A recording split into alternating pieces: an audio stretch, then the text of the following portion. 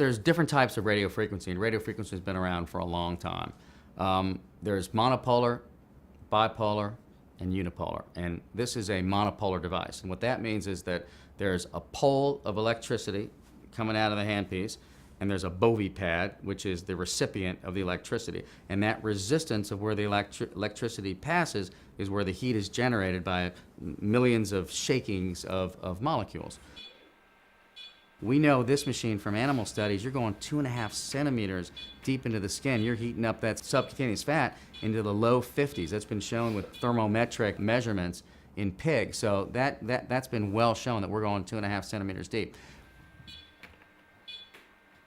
We know when we get heat in the high 40s beneath the skin, you're increasing the metabolic rate at which fat is churned through the system. You're shrinking the fat cell and pushing the inside fat into the interstitial space between the fat cells. It's then sucked up by the lymphatics, it goes to the liver, and it's processed as an energy source.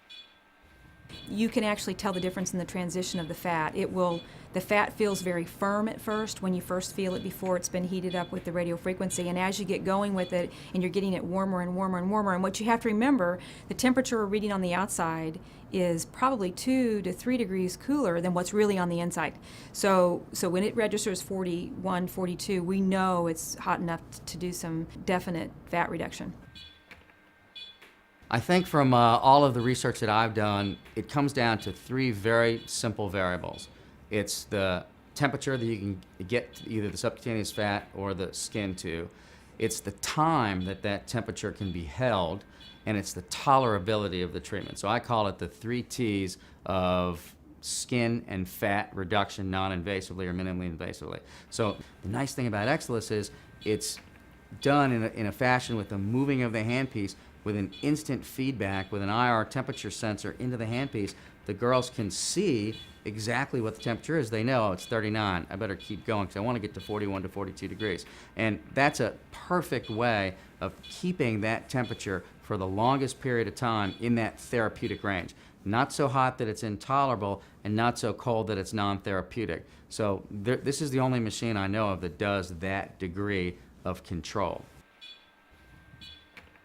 So for the skin tightening, if we're trying to make more collagen under the skin, and as collagen is being deposited, it ends up contracting, I think it's all mediated by some inflammatory process, and it may be through these heat shock proteins that that's happening. So if you heat dermis up to somewhere in the high 40s beneath the skin, you'll get an actual thermal effect on collagen. You'll have a reorganization of the protein structure of collagen, which shrinks it. And that sets up the inflammatory cascade as well and says, wow, we have injury, we need to heal. So the new collagen that's formed is adding to the thickness of the skin and compacting the skin and making it shrink. So this machine has both a handpiece that gets cold and one that doesn't. So the one that we use on the face doesn't have any intrinsic cooling, where there's one on the body, we can cool the outside. The cooler we make the outside, the more deeply the penetration is of the RF. So if we want the RF to just be at the skin level, we can turn the cooling completely off, like in the small handpiece that we use for skin tightening of the face. Whereas the larger one, if we want it to go really deep and the lady's got a thick abdominal pannus, we'll turn the cooling all the way down and have that heat penetrate 2.5 centimeters deep. There's no other machine that does that.